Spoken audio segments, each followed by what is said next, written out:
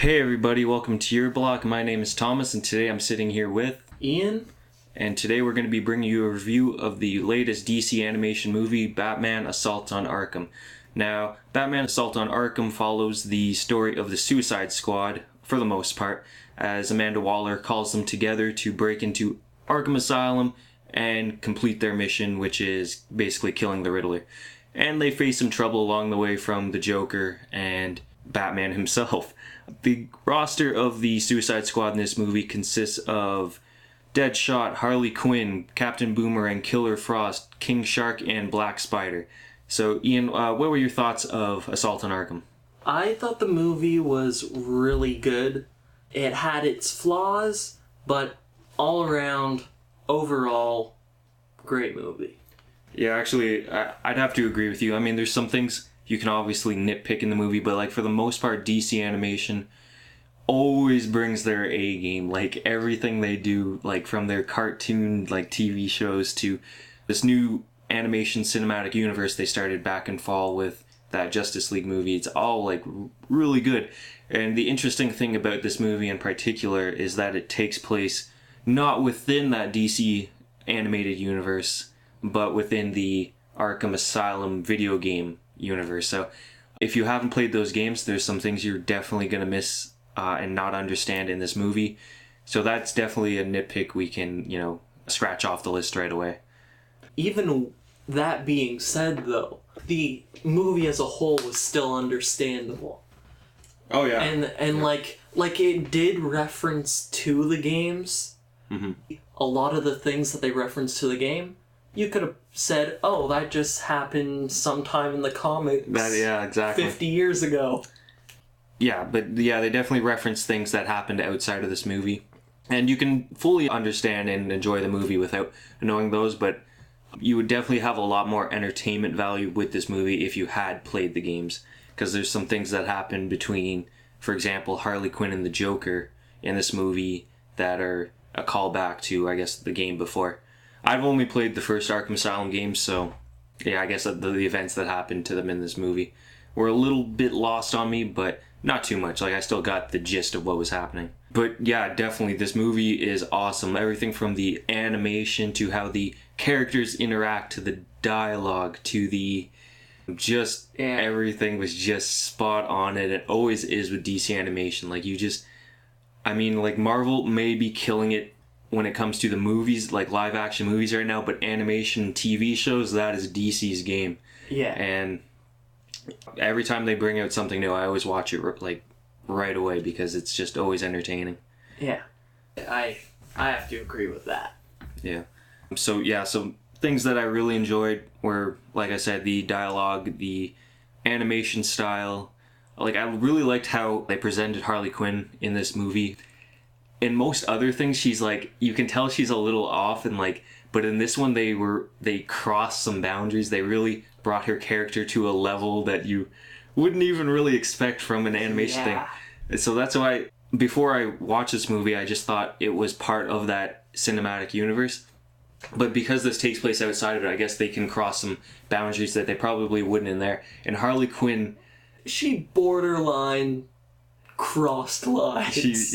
So this isn't for the kids. Like, if your kids like Batman, maybe don't show them this one. There's some things that happen that are too morally perfect, morally efficient. Yeah. So, what are some things that you liked about the movie? I loved Harley, and I loved Killer Frost. Mm-hmm. Killer Frost was probably my favorite character in the entire movie. And just everything about her, all of her lines. The only thing that I have to say that I didn't like about her, and this is nitpicking to the max, I found that she sounded like, in How to Train Your Dragon, the twins? Yeah. She sounded like the guy twin. That's my only problem with her. Okay.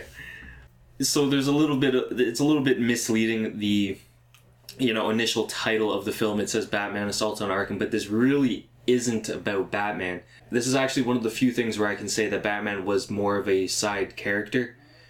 So, I mean, that could be both a pro and the con. It's really different to see him take sort of this side role. Like, they do show him a lot, really towards the end. But for the most part, I would say this is a Suicide Squad story. And it'll really introduce people to the Suicide Squad, because this is like their, I'd compare them to the Guardians of the Galaxy. It's like they're Guardians of the Galaxy in DC, like this strange group of criminals who come together to do something good. They do a little bad. They do a little good. Yeah, something in between. Something in between. A little bit of both. Yeah, so it's interesting to see these characters come together, all with different personalities, all with like sort of different intentions. They all have their own motives, and you have to see them act as a group. And it gets me really excited for the live action movie that we have coming in 2016. Ooh. So, what are your overall impressions of the movie, though? Like, would you recommend this to people who maybe don't watch the DC animation? I would. Yeah? I really would. I would recommend it to anyone who has played the games, anyone who likes anything by DC animated, unless you're like a kid, because it definitely took that darker, more sexual route. Yeah, there's a lot of sexuality. Harley Quinn was the brunt of that. Of course. There's a little bit with Killer Frost. Anyone who likes good movies, I would recommend this to. Yeah. Because really, even if you don't like DC animated movies or like DC Comics or anything Marvel, DC at all, this is your standard movie of misfits. Yeah.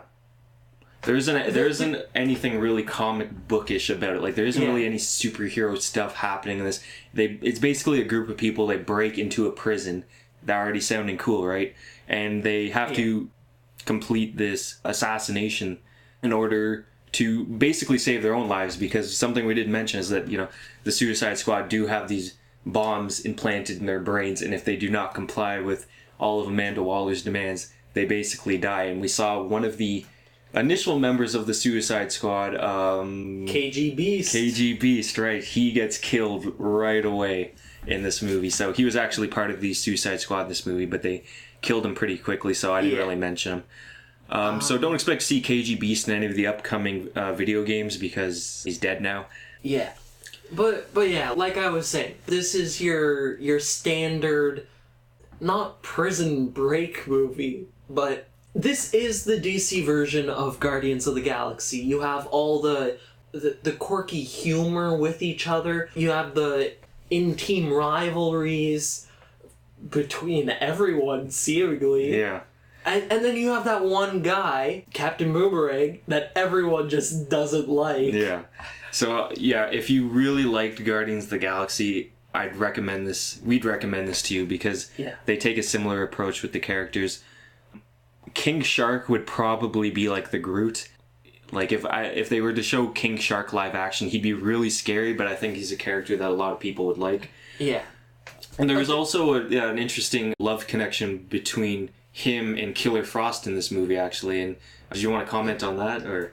I really, really like that. Yeah. I really like that. And, like, it was perfectly done, because they really didn't like each other at all at first. Yeah. And then push comes to shove, everything falls into place.